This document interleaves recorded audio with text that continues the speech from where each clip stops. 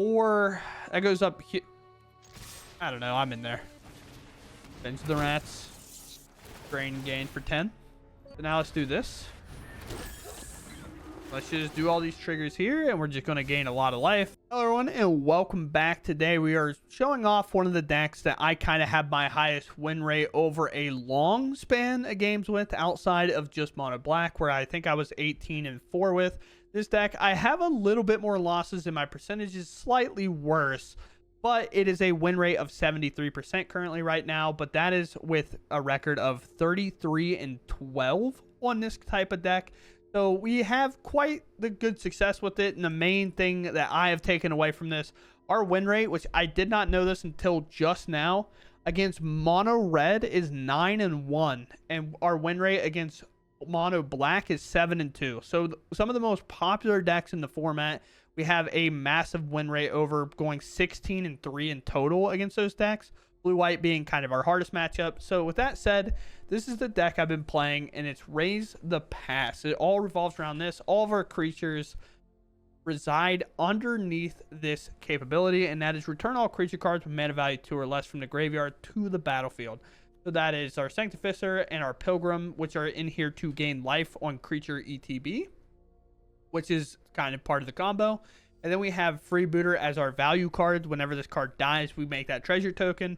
Playing a small amount of lands is kind of important to make sure we can hit it. This can also allow us in those aggro decks to get kind of an early Raise the Pass off if we need to do it. If we play something like a Gorehound here, that whenever another creature with power 2 or less enters, we surveil one, which all of our creatures do. So sometimes where Freebooter finds its best value in a deck like this, because it is kind of the card I instantly think of cutting if I'm like, a card's not doing well, but I keep it in anyway. And that is, we start off with a Gorehound, then we play a Freebooter and a Sanctifier following that turn, and both creatures are, both the cards on top are creatures, and we have the mana along with the Raise the Pass. I know that's a lot kind of going on, but sometimes the best of one, that is how it goes. No matter what those creatures are, we put them in the graveyard, and then we block out. So we're able to kind of get all of our creatures in the graveyard against a red player. And then we're able to cast that Raise the Pass early, get a good scry. If it's another land that makes our 4th land drop, then we keep it on top. We draw it, we use 3 lands in that treasure, cast that Raise the Pass, and just bring back like an early board where we bring all these back. We gain a little bit of life, plus whatever else we milled over. Especially an Archaeologist is really good in that spot, because whenever this enters the battlefield, we mill 3 cards. You may put a non-creature, non-land card from among them milled this way into our hand. And if we don't, it's a 1/1 counter. Oftentimes, all we do with this creature outside of the entering the battlefield and getting a card back in our hand, whether that is kind of our Wail or Raise the Pass or Revenge of the Rats, kind of depending on the matchup if we pick this up or not, is we just add that 3 toughness to our life total. Because realistically, we're always blocking in this deck. We don't necessarily care if our creatures stay on the battlefield. They have no value in play as much as they do in the graveyard. So oftentimes we're over blocking. We're over losing creatures. We are really 2-for-1ing ourselves in theory, just so we get better Raise the Pass value later. And then a Picklock Prankster doing... This is in like every combo deck along with Archaeologist. Both these cards are. So we're probably pretty familiar with these. But it has that 2 mana ability to mill 4 and then put an instant sorcery or fairy card back in our hand, whether that's another copy of this, which is typically the best option if it's not just a Raise to Pass. Oftentimes we want this just milling over 4 creatures that don't do anything. And then for the final piece of the combo, we have Starscape Cleric. All we need is life gainers plus this, but this says whenever you gain life, each opponent loses 1 life. And because how Sanctifier and the Pilgrim works, their triggers are all individual. So then the Cleric will see you individually gain 1 life for every creature. So say we have 20 creatures in total enter, or 10 and 2 of these, outside of the fact that they don't count themselves, but let's just make it easy. So we do 10, that's 20 life gain triggers on the stack, and then Cleric will see every single one of them and then deal 20 damage to our opponent. Outside of that, we add a lot of toughness onto the board to block out against the aggro decks. So it's very good there. And the MVP of the deck, in my opinion, is Wail the Forgotten. I talk about it a lot in length in the outro, so I'll let it do that. But it has 3 really good modes on it. Return target non-land permanent to owner's hand. Target opponent discards a card. Look at top 3 cards, put 1 in our hand, the rest in the graveyard. So it fuels our plan and does the other 2 modes very well. And it has descend 8, so it's choose one. If we have 8 permanents in our graveyard, we can do all 3, which is very good. And then 2 bullet cards and Revenge of the Rats makes a 1/1 for every creature in our graveyard. And then Tale of Tamiyo, mill 2. If they match, we then draw a card, and then the final mode of it is exile any instances sorceries, and we can cast them from our graveyard this turn. So when we mill over those Raise to Pass, we still have a way to cast them. Outside of that, we're going to hop in the games. Long intro, but quite a bit of games going on. A lot of time to talk about when it comes to this deck, so we'll just call it there, and let's go dive into the game. Yeah, we go first. This hand's pretty good. We'll keep. The only real downside is that our Gorehound's going to cost us a damage, I guess. We'll see. Although we could argue to play this and then Wail, but I still think it's like play Gorehound and honestly probably play this. But and the reason we want to play that is just to get it on the battlefield. So if they are like a removal based deck, they will remove this, but we'll see. Another 1-drop would also be kind of cool. Raise to Pass, super sick. I guess just play this, right?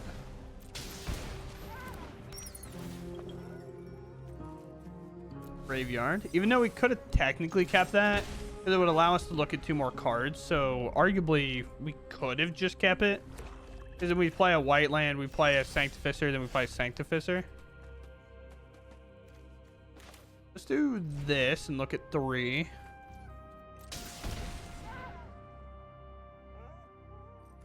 Now I have I have another land. They don't know that yet, but we also could look at some bad cards and pick up a fast land. They go for the Sword Declared.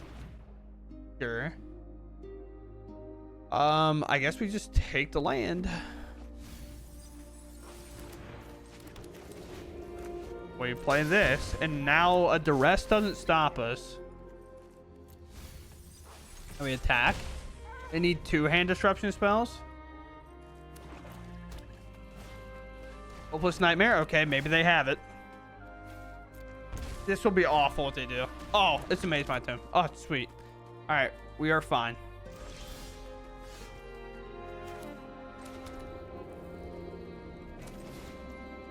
Here. We are comboing effectively.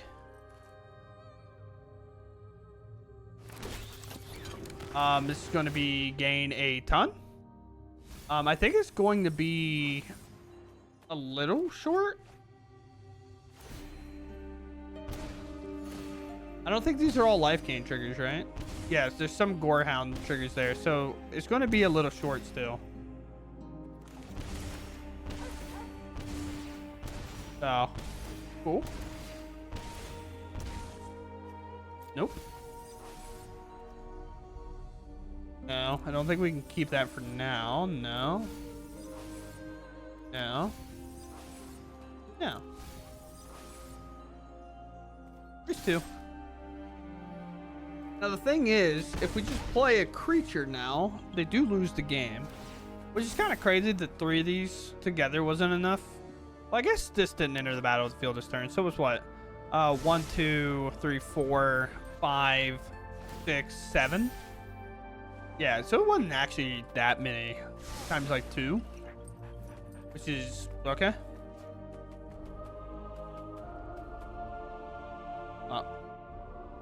We'll see.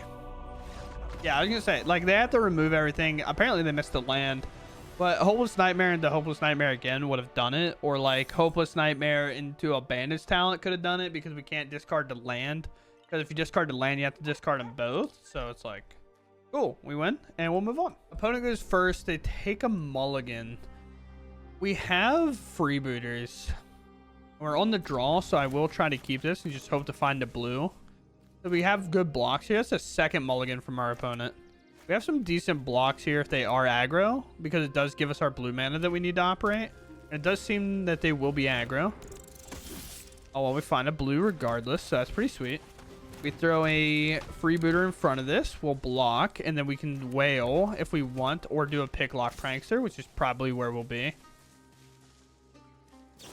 Let's see if I block first. No? Okay. Still blocking, though. I want the Scry, I want the treasure, I want everything that comes with it. You can always, like, bounce this and kind of reset their turn, especially now that I got the treasure, and I know I have, like, the mana source to do it. Now this is a scry, so I guess I keep that. So now it could just be play Sanctificer, play second Freebooter. But not necessarily getting our mill progress up, which is kind of the downside. Here. Our mulligan kind of tells us that we have a little bit of time, I feel, but maybe not a ton of time. We're going to try our best. And this doesn't permanently have trample because this doesn't permanently give it trample. So we do have another Freebooter block. You're going to let me go to... Obviously, you're going to let me declare blockers this time. But last time they snapped it off beforehand. Red Maw. Is that artifact destruction? I guess. Sure. That's fair enough. I lose my treasure. Which is interesting enough. But I do make another treasure, which is also cool. Resolve, I guess. Alright, the second whale's pretty good. With these, we'll go ahead and pop this. Might as well use our mana while it's there. Which is kind of a cool thing that we get value out of where they don't. We only hit one spell, but thankfully it's the one we wanted to hit. And then now we can either bounce this or... We have to be careful because it could be the fling deck here. Which kind of is what it feels like they are. What do I want to do? Well, let's say... So they've been missing a land. So do I just bounce one of these things and play the third freebooter, I guess? Just have you put that back. Then we do this. And this time we'll just probably cast a Raise to Pass and we'll double block this. I mean, I get to put all 4 freebooters back into play. They drew a land. You have a way to give them haste. Flick shot, show off. Okay. Sure. Fantastic. Yeah. I will gladly take that trade. Land on top. Do I have to keep this? I mean, I guess it's fine because I get to play it, and then when if I find another Raise to Pass, I get to do that, right?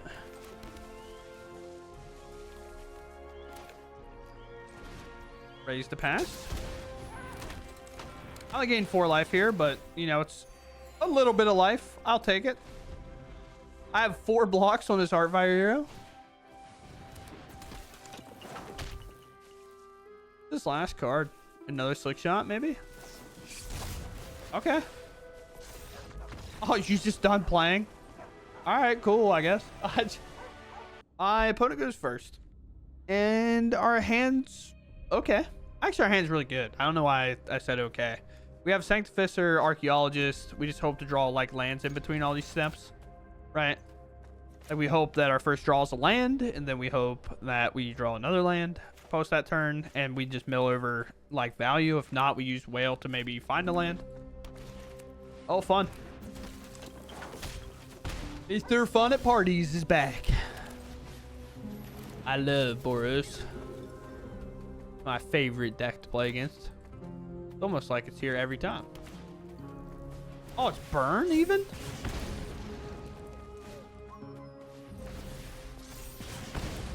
My opponent's not feeling okay. Somebody help him.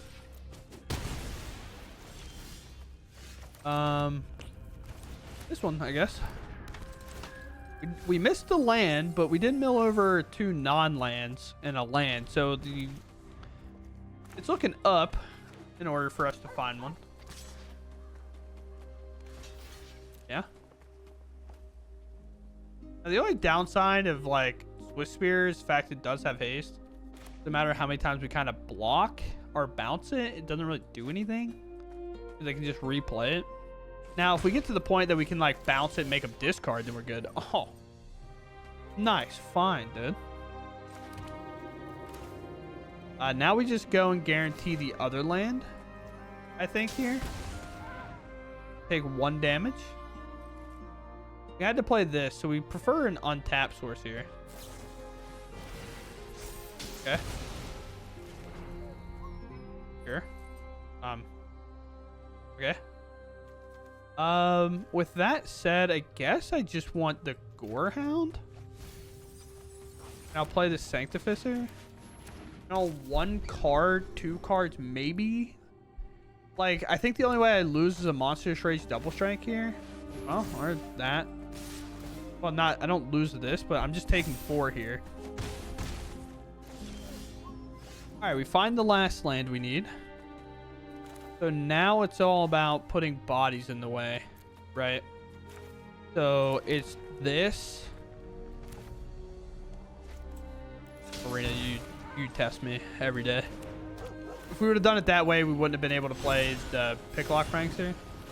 And the main thing we want here is just the ability to gain a little bit more life on these following turns. Then we pass, we'll block with as much as we can. And then we'll bring it all back, gain a lot of life. Even though we don't necessarily, like, win the game, we'll do enough that we should be fine. 1 card in hand still. They bring up this land, sure. They now have to put the counter on this. And this is where we do the interesting thing, where we can cause a little bit of problems. We block like this and this. Sanctificer is good, but having it in play is a little bit better because it only cares when another creature enters the battlefield. So now let's do this. Let's just do all these triggers here, and we're just going to gain a lot of life, and the game should be reset to where I don't end up losing at all. But we have 3 Archaeologist triggers, which also count, like in this case, as 9 extra life even, because the fact that, like, unless they have trample, they can't get over it, and even if they do have trample, we have potentially 9. It could even be more than that. But if we look at this stack, we have 28, and there's going to be a lot of Hinterland Sanctifier triggers in there. So there's what? 1, 2, 3, 4, 5, 6. So there should be like triple that. So there's 6, 12, 18. Nice. That's quick maths, baby. That's quick maths. All right, now that I talked about my entire game plan, I'll hit the record button. We keep this. It's not the most mill heavy plan, but we are on the play here. And then we get to Picklock Prankster on 2, which is always sweet. We could play like the Pilgrim or something. What are their sleeves? Oh, Tamiyo? Or no, that's not even Tamiyo. That's like the mono blue planeswalker, I believe. Do I even go for mill, or do I just play this and just honestly play the like life drain plan for now? And just like let them remove my stuff in general? I would assume based on current status of the game that they're also just a combo deck, but we'll see. Combat, attack. Oh, they take it. Okay, cool. Do I Wail or do I Cleric? I think I Cleric here. Because it does gain life and I just start draining, and again, I'm gonna put as much pressure on as I can. I don't really have great ways to mill here. Maybe next turn I'll go for a mill route. They play 3 Seachrome Coast. That's pretty cool. Go to combat, we'll attack, and then maybe they'll bounce some nonsense from us. We're most likely going to cast this Wail. Then go from there. Moment of Truth. Oh, well, we hit the land regardless. Now I don't feel like I need to.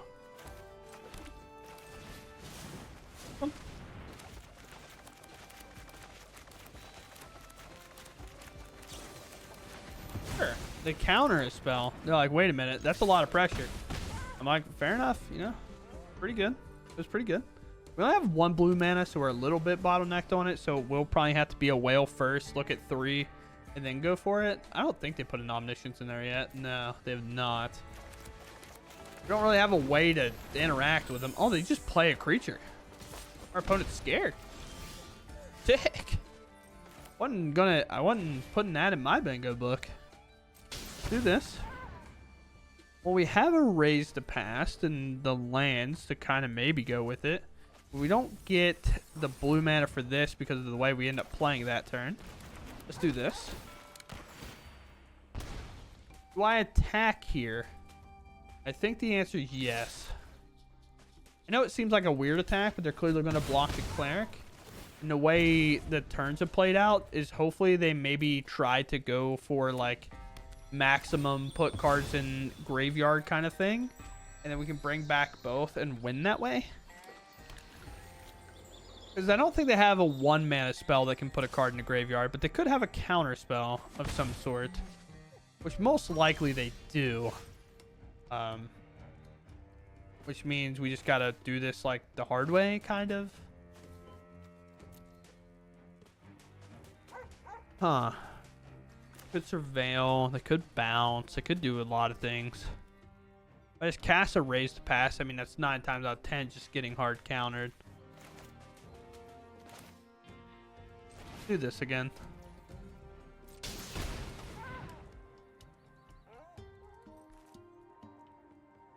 So as you see there, they definitely have something to do. Here, and then combat. Here. Here. Maybe just kind of show them that we're a little bit hesitant on our attacks. Maybe they'll be a little bit more outgoing on their next turn. Realistically, if they do a moment of truth here and put an Omniscience in the graveyard, the game's probably over before it's began, but it is what it is. This is Azorius Omniscience deck.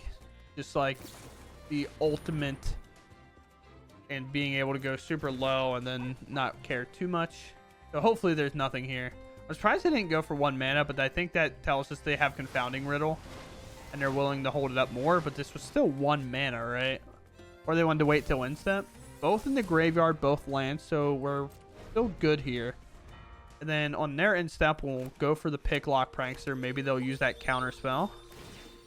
Then again, they'll be at 20 cards left, or 20 cards deep, and they'll have 40 cards left, which is definitely at any point they're hitting an Omniscience unless they have one in hand. But now they can chart a course, put it in the graveyard, and reanimate it. There's definitely a block area for us, that's for sure. And Scry here. Archaeologist can just go to the bottom. We'll make our treasure. Shoot this off. Ooh, there's a raised pass. Now they know. Oh. Okay. It just resolved. I assumed they had something. I was like, well, if they have a Confounding Riddle, we have 3 mana, which isn't enough, but I can at least barrel it and then barrel it again next turn and just hope they have nothing. But immediately they're like, nope, I got nothing. Bye. All right, we go first. Our hand is a little awkward, but we get quite a bit of life gain out of this hand, so we'll take it. More often than not, we want a little bit more of an aggressive mill hand, but I think this might be, like, this definitely floats in the range of able to be kept, especially when we see something like this. Not a second white mana is a little bit tough, but we'll see. Freebooter will get the block for free, and then we'll get that scry, and then we will have to keep that treasure kind of no matter what until we find a second white source. But yeah, we're definitely a mill card or 2 away here, like a Picklock Prankster into a second Picklock Prankster, and we kind of get to connect a lot of things together here. Yes. Making sure things are off the battlefield is good for us. Concealed Courtyard is actually good. It's a little bit better. Pause. Revenge of the Rats. Not looking too hot here as we've only hit land so far. But Freebooter should help kind of free things up for us. They don't have their green mana online, so that's quite funny overall. Which kind of just makes me think, okay, they're probably holding... Oh, this is where Tamiyo's nuts. Let's go. Tamiyo's really good here. Well, at least it threw a land in the graveyard. That's all I'm looking at right now. We want creatures and anything else. And it might just be Revenge of the Rats, even though they do come in tapped. But that's fine because we have a life gainer. They finally get a green source to play the Innkeeper's Talent that I was going to say they probably had last turn, but I wasn't sold yet. Now, there could be a Monstrous Rage here, which would suck. But I'm definitely going to block this. Oh, no. Okay. Make our little treasure. Do I keep that? I guess I draw this, right? So I should keep that.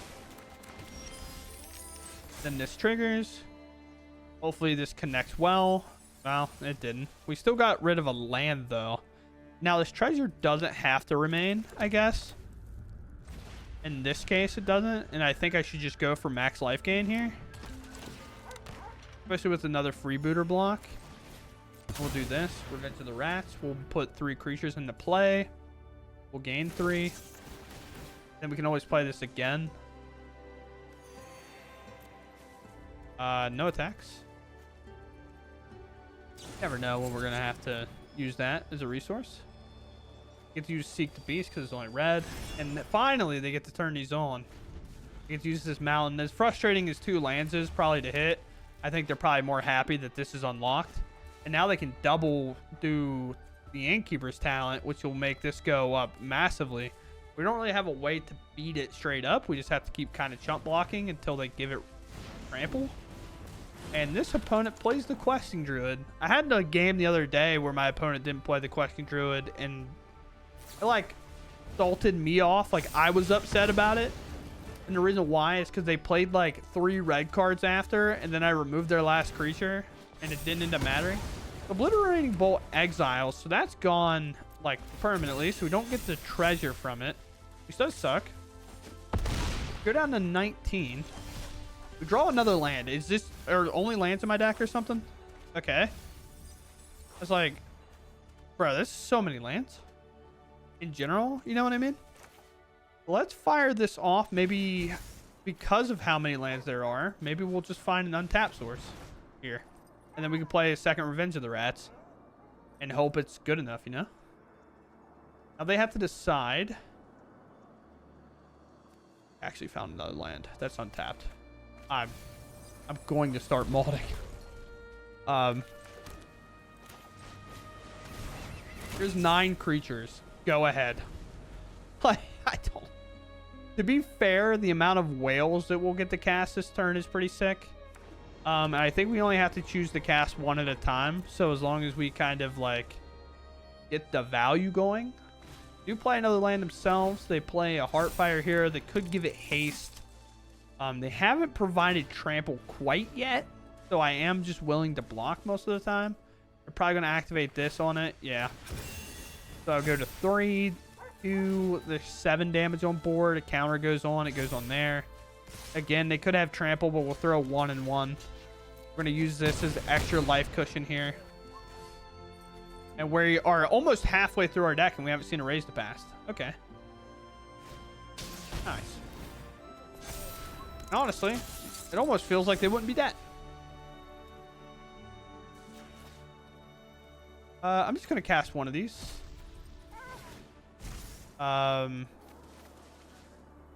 This is what? Ward 1?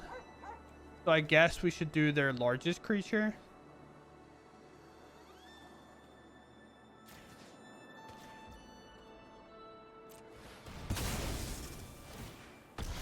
Because I can just do the other way. Or I guess I didn't pick up a whale.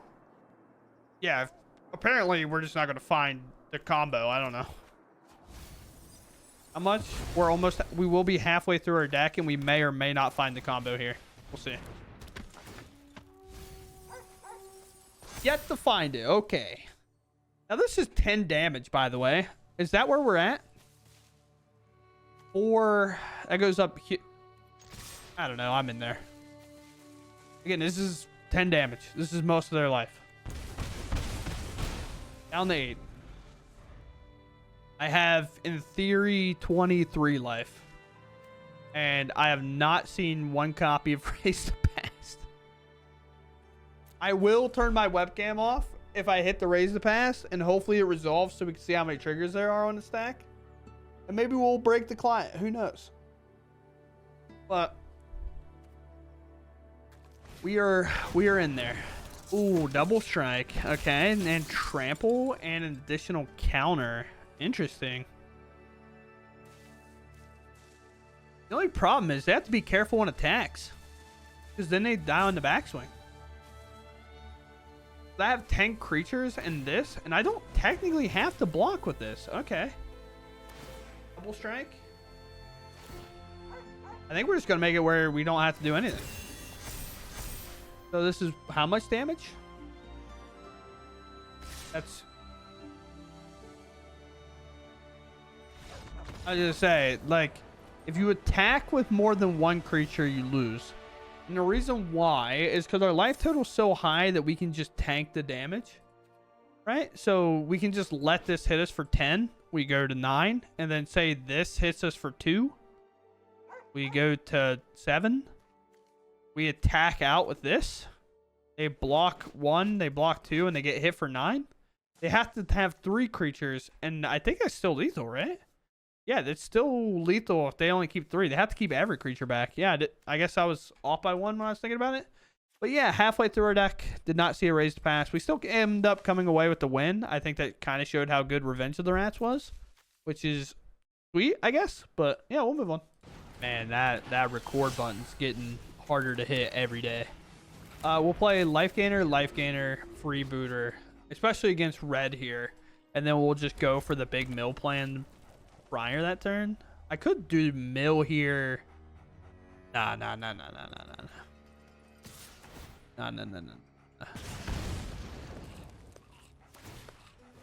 Bro, what is up with red players like doing stuff before we hit blocks? It's like they don't know what that phase of the game is, you know? Like I never have to deal with blockers. They're never there. Yes. Obviously I'm joking, but it's like the amount of times a red player is like attacked and like kind of got to the right step and then they're like, pump my creature, and I was like, I haven't chose a blocker yet. And they're like, what do you mean you haven't chosen a blocker yet? I'm like, I just haven't blocked. I don't know where we're at, brother. We're gonna target Emberheart Challenger because if they monster rage it, they already played a card for turn, so whatever card's on top is like wasted value. Oh, you burst lightning my Sanctifier. No. But, I mean, realistically, it's probably 2 Archaeologists here. Gorehound's probably fine. I'm going to bottom it, I guess. Alright, well, thankfully we found 2 good lands to barrel here. So now the treasure's, like, definitely worth getting rid of. Well, I know it's one of those I'm keeping. We're definitely going to keep just going the mill route here and kind of use these archaeologists as life total barriers. Main thing you have to deal with them sometimes. So right now this is an added 6 to our life total because we do not care about keeping our creatures on the board whatsoever at all. So when you get this option of like kind of blocking and things like that, you always just want to make sure you're kind of as chunky as possible. And this is definitely the opportunity if they give us double strike that we throw 2 blocks in front of it. Honestly, I guess I throw blocks in front of everything, right? Because I'm going to just bring it all back next turn. And a monstrous rage here does take a big chunk out of our life total. So I should operate under the fact that a monstrous rage is coming. Yeah, so I'm going to get hit for 6 in total this turn. And then I'll go to 12. And then we have a Sanctifier, Greedy, and just like 3 creatures coming back in total, which is not the best I've ever seen, especially considering this now just has permatrample. But they're also quite limited on cards in hand. So let's fire this off. Gain quite a little bit of life. Could be a burst lightning here to take out one of the Sanctifiers, but their life triggers will already go in the stack, so it won't matter. And now we need 3 of these to hit. Again, the life is already on the stack, so even if they remove this, it does nothing. It actually just wastes their prowess trigger. Because, again, these are all enter the battlefield triggers. There is no point in which they can respond. I guess I'll put this in hand. Doesn't seem worth leaving in the graveyard. I'll decline that one. I'm just going to use it as more toughness. And now we're at 22 with an additional, I don't know, 8, 9, 10, 11 toughness. We didn't hit a second copy of Raise the Past. We're almost halfway through our deck once again. The one's supposed to be right around the corner, at least you'd think. But now they give that double strike. I throw like Freebooter in there for free. I mean, we're still kind of in the situation of throw a lot of blocks around. Revenge of the Rats just gets better if that's the case. So, block, block, block. Kind of where I'm at. Again, if they like pump the Emberheart Challenger, they don't actually have to pump the Challenger at all. They're going to want to pump the Higher Claw if they want to do something, like, really. Because the Emberheart Challenger will get a Prowess trigger anyway. Okay, this does, like, the same thing. This Emberheart Challenger will get the Prowess anyway, so they'll be able to remove all my creatures. This is if they want to remove max creatures, of course. Which, obviously, I think they do. But our next turn, besides any of this, is just fine. Pass on that. We'll make our treasure. And then we're going to Wail here. Bounce this. Make them discard. Look at the top 3. Bounce this. Make them discard. Look at the top 3. And then we're just going to raise the past again, most likely. There's probably not a lot of scenarios in which that doesn't find a raise the past. It definitely could miss. I guess I couldn't technically raise the past twice without that land draw, so that's pretty cool. But you never know. I could have found another land, maybe. Well, they only have one thing to discard here, so it's obviously that. I guess here I'll take the Gorehound. Land's good. I think... play this. Let's use this. Do this and this. Do it like that again. Revenge of the Rats might just be our win con again. Funny enough. Always gotta love when that happens. I will use the treasure. Right here, we'll do a little ping, and then we'll just pass. And then right now, it's going to be Gorehound, Revenge of the Rats, gain 10, drain for 10, call it a good day. They have no reason not to attack. I don't have a copy of Raise the Past. I'm at 27 cards. As I say all this, I'm going to rip a Raise the Past off the top. And none of it's going to matter. Sure. These do get rather large, though. They're kind of scary. The game is getting close. Although, I don't know if it's necessarily that close. Let's play here. Brain. Revenge of the Rats. Brain gain for 10. They're like, nope, can't beat it. The Revenge of the Rats coming in clutch again, acting as our other copy of Raise the Past. Oh, man. Okay, so here we are to talk about the deck list. The paper thing I wanted up. Paper thing. The thing that tracks my record for the deck that I'm playing is up. And I wanted to talk about it a bit because I feel as though my win-loss record with this deck is pretty high. And I feel like not that I know what I'm talking about, but I feel like pretty confident when I talk about this deck a lot of times because I've gotten quite a bit of reps to it. We've done a little bit of like randomness and stuff like that. We've gone up on Tale of Tamiyo's. We've cut it back. We've added a Revenge of the Rats, which was a user, or not a user suggestion. I guess a YouTube user. That would make more sense because this is going on YouTube. So it's not like a arena suggestion. It's a user suggestion on YouTube. They suggested running this as the 5th copy or 6th copy of Raise the Past. And I kind of was like, you know, that's pretty good. I like that idea. Well, oftentimes we can't find it. And I think the last 2 matches there kind of prove that point. And the fact that we kind of went, okay, well, guess what? We can't find more than 1 copy of Raise the Past. We'll have to just do it the hard way. And randomly the hard way is Revenge of the Rats. Make a lot of tokens. Now, the big downside is the fact that these do enter tapped. So you do have more of a, like, obligation to play it whenever you have, like, a Sanctificer in play or, like, a Sadistic Pilgrim in play. Because one of the cards we don't play is the bird. I think it's a bird. No, it's a bat. Is it a bat? Is it a bat bird? Bird bat? Bat bird? Where is this dude at? Oh, it is a bat. It's a bat bird. Okay, we were right. We don't play a Life Creeds duo, which is typically what I've seen in other versions of the build. And I just don't know if playing that many is necessary. It's not very often. It will happen every now and then that you don't have a life gainer in your graveyard to go with the Starscape Cleric. But it's way more likely that you don't have a Starscape Cleric to go with your life linkers. You're more likely to have these on the bottom and you just need to gain a bunch of life, so you play these. And I think the problem with the deck that I played initially, because it was like 4 of these, 4 of those birds, 2 pilgrims. And the opposite idea is a little bit better, where I like to go up on the Pilgrims because, one, Death Touch is important, and it can trade off with creatures that matter. Two, it does have the thing where, if, say, we have to do a small raise to pass, and our opponent has to, like, Day of Judgment or split up or something like that, you don't necessarily have Sunfall, which the board wipe decks have been playing kind of the smaller ones every now and then. And even in the creature mirror matchups, they'll play the smaller one. This actually has, like, an exit strategy on it, where it's like, when another creature you control enters, you gain 1, but whenever another creature you control dies, each opponent loses a life as well. So if we do one of the small kind of, like, gain life things with 1 cleric, maybe a Sanctificer, Pilgrim, and I don't know, a Picklock Prankster, right? So we'll gain like 4-ish, maybe 3 or 6-ish, and then they'll take like 6. But if they kill all of our creatures, they'll take 4 as well. So I guess another, so it'd be 3.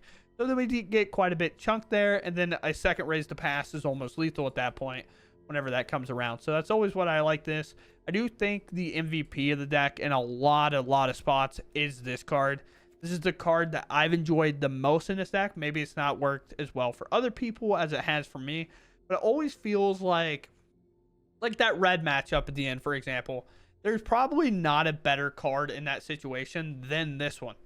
They're empty-handed. We make them pick up their biggest threat. We make them discard that threat that had haste, so they cannot play it back down. They lose the card.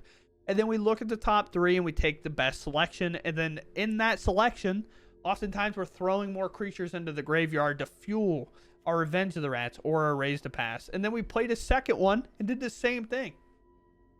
So for 4 mana, we made them pick up 2 creatures. We made them discard 2 cards, which were the creatures we chose.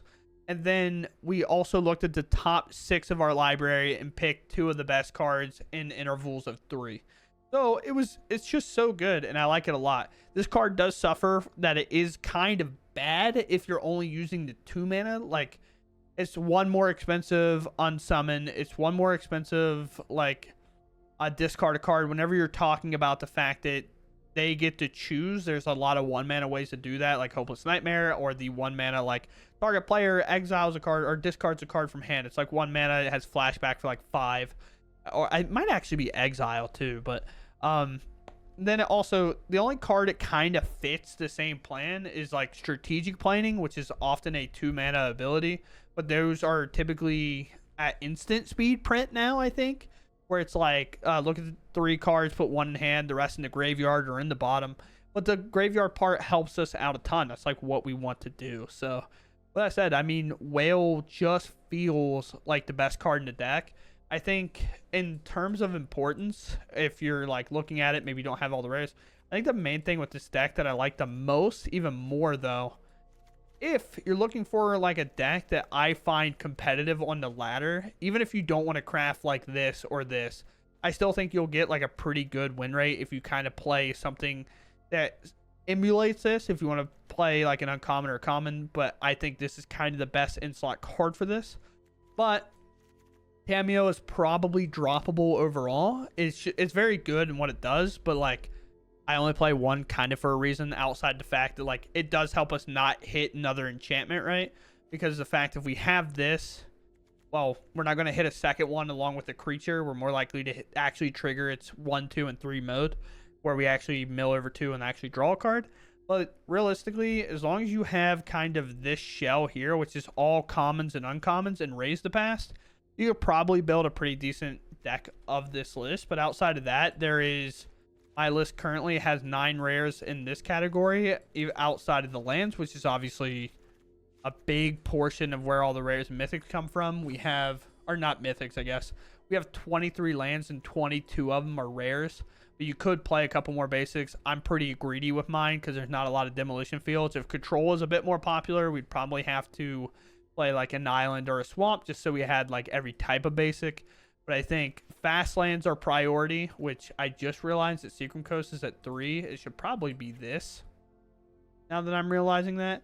But fast lands 100% are priority, and then pain lands is what you want. You don't want your lands to come in tapped, but you want to have maximum tap lands. I am making that change. I'm making sure the Seachrome Coast is there, because it's definitely the most important.